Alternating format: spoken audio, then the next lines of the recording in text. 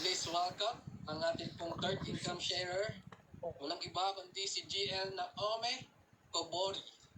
Next, ako po ang naging breadwinner sa amin. And sila po ang aking mga big wives. Ayan, ang aking father here, and mga kapatid ko. And syempre, ang mga apo ko po. Ayan. And binigay ko po sa kanila lahat. Pinag-aaral ko yung kapatid ko ng nurse. Nakapag-graduate po tayo ng nurse, abogado. Napag-graduate natin ang mga pamangkin natin sa mga private schools. Binigay mo lahat. Parties, everything.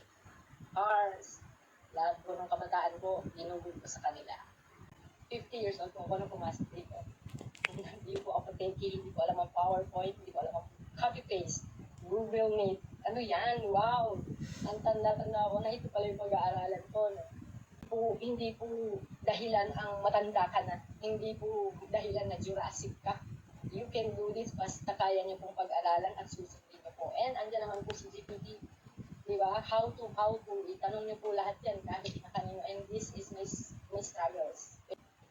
Ayan po, dahil sa pag-aaral ko, dahil hindi po nakakatang edad, kumita na po tayo ng 564,000. Thank you po, GM.